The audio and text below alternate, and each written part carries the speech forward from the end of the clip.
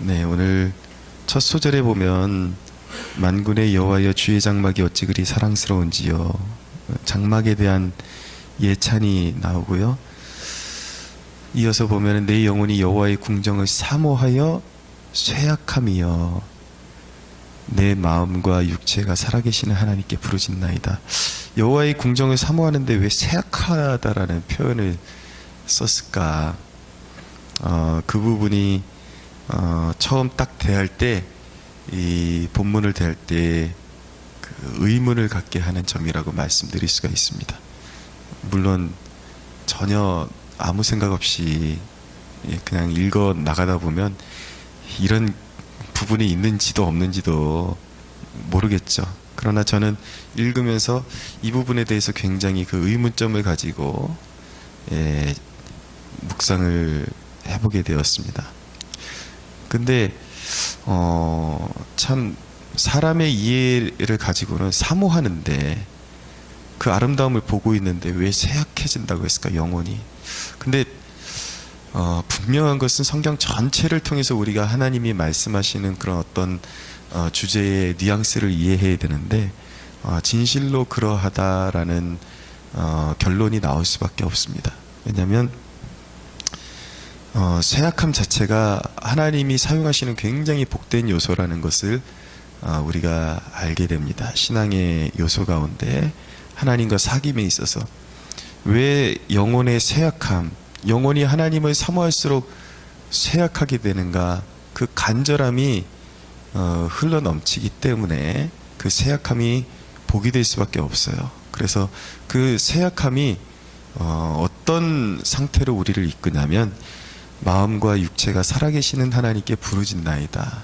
그러니까 우리가 하나님의 얼굴을 구하다 보면 우리의 그 아주 가늘어지는 마음, 너무 그 갈망한 마음, 그것이 어떤 효과를 불러내냐면 우리의 마음과 육체가 그 간절함이 연료가 돼서 부르짖게 만드는 것 자체가 하나님이 원하시는 것이고, 그것이 그 우리 영혼이 누릴 수 있는, 한 사람이 누릴 수 있는 최고의 복이라는 것을 사실은 깨닫는 것이 영안이 열리는 것입니다.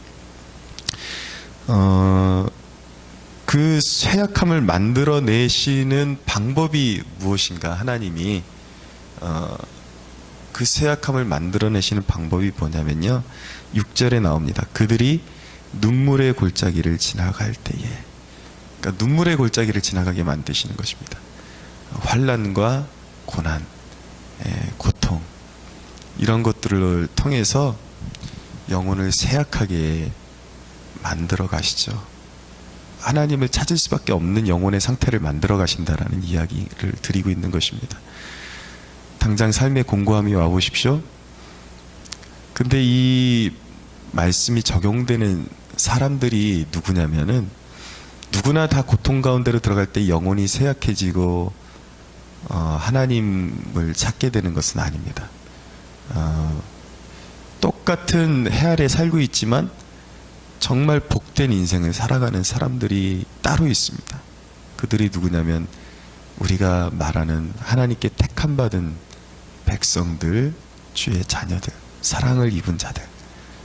이런 자들은요, 고통이 오면은 처음에는 막 엇나가기도 하고 똑같이 반응하고 원망하기도 하지만 결국은 그들의 그 모든 삶의 섭리 가운데 하나님 앞에 꿇어 엎드려질 수밖에 없도록 그렇게 섭리를 해 가시죠. 그러니까 사실은 우리가 몸부림쳤고 우리가 하나님을 찾았던 그 과정들이 다 있음에도 불구하고 나중에 다 회복된 관점으로 봤을 땐 이 모든 것이 하나님의 은혜였다라고 고백할 수밖에 없게끔 하나님이 섭리해 주신다라는 것입니다. 그것이 은혜요 복이라는 것이죠. 그래서 눈물 골짜기를 우리에게 허락하셔서 주님 앞에 엎드리게 하시는데, 그 영혼의 쇠약함을 가지고. 근데 여러분들 이 느낌이 기도 생활을 오래 해보신 분들은 곰곰이 생각해보면 정말 그러하다라고 고백할 수밖에 없을 것입니다. 곤고할 때 하나님 앞에 엎드리면 어떻게 됩니까?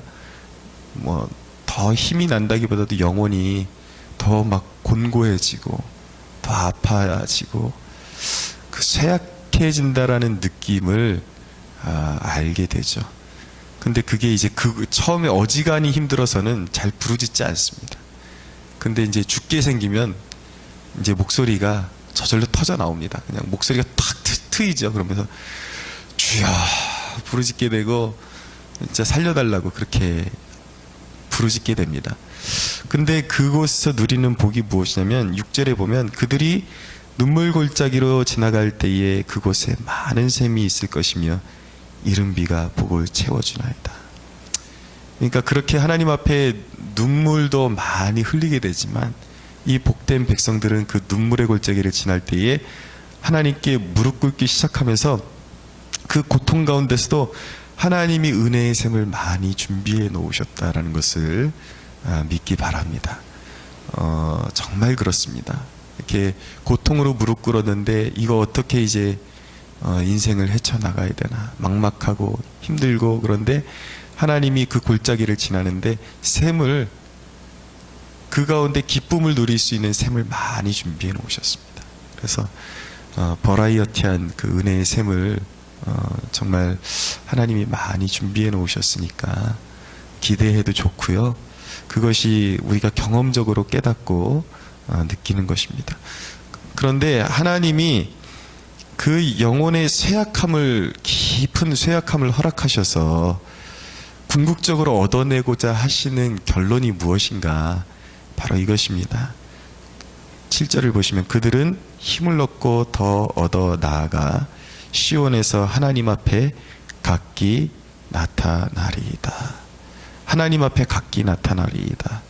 결론은 우리의 그 육체의 고난을 통해서 시작했는데 영혼이 목마르기 시작함을 느끼다가 하나님 앞에 엎드려서 기도하다 보니까 어떻게 되냐면 하나님의 소유가 되어 있음을 어느새 깨닫게 되는 것입니다.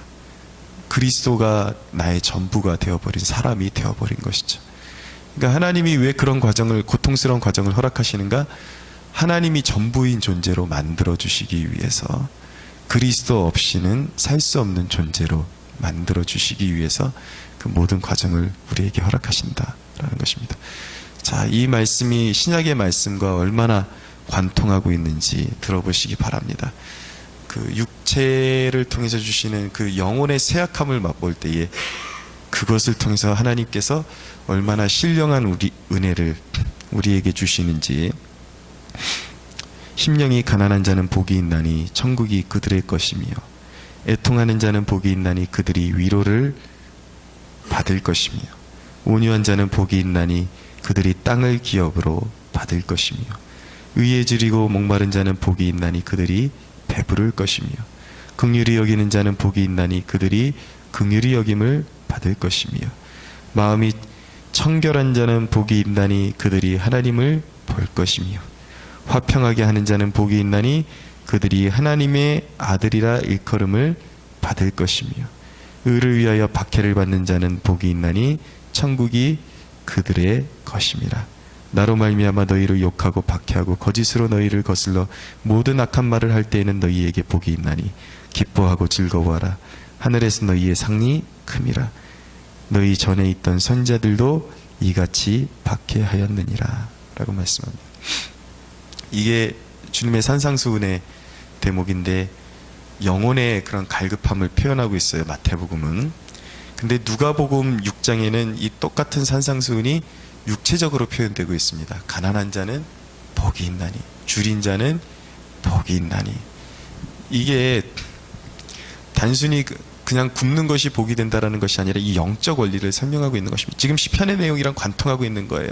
뭐냐면 누가복음 같이 하나님의 택함 받은 사랑받는 자녀들에게는 육체의 굶주림과 가난함과 그 핍박을 통해서 영의 가람을 허락하십니다. 영의 쇠약함을 허락하시죠. 그러니까 어떻게 돼요? 그것이 육체적인 가난함이었는데 마음의 가난함으로 이어지는 겁니다. 그래서 심령이 가난한 자는 복이 있나니. 그러니까 우리 사랑받는 자녀들의 특징이 무엇입니까? 우리가 숨길 수 없는 고백이 그거예요. 정말 왜 이렇게 우리 삶 가운데 당장 필요한 것들 더디 주시는 것 같고, 그리고 이렇게 매 순간 마치 도살장에 끌려가는 양처럼 어려움의 끝에, 벼랑 끝에 두실까, 그런 고백을 하게 될 때가 있는데, 그것이 알고 보면은 우리의, 그래야 하나님의 사랑받는 백성들의 영혼에 갈급함이 일어나서 하나님께로 깊이 깊이 안길 수가 있기 때문에, 사실은 그것이 가장 안전한 것이고 복된 것이기 때문에, 여러분, 우리 영혼이 어지간해서는 그런 가람을 잘 느끼지 못합니다. 그런 고통이 수반되지 않으면. 왜냐하면 인간은 본질적으로 이생의 자랑과 안목의 자랑을 더 사랑하게 되어 있습니다. 그런 우리를 아시기 때문에 우리를 정금처럼 빚어내시고 하나님께로 더 가까이 가게 하시고, 하나님이 친히 도움이 되시고자, 그리고 하나님의 구원이 얼마나 위대한 것인지 알게 하시고자 우리를 그렇게 끄트머리에 두신다라는 것을 기억하면서, 오늘 실질적으로 그런 고통 가운데 있는 사람들은 아무리 이런 설교를 들어도 그 고통 자체가 굉장히 힘들게 느껴질 것입니다. 그러나 제 설교로 위로받지는 못한다 할지라도 조금만 기다리십시오. 당신이 정말 그리스도 예수 안에 거하는 사람이라면 하나님의 손이 나타나서 당신을 위로하시고 그 은혜의 샘을 지나게 하시고 하나님 품에 가장 평안한 상태로 거하게 하시는 그런 축복이 반드시 임할 것을 신뢰하시고 기대할 수 있는 여러분들이 되시기를 예수님의 이름으로 축원합니다.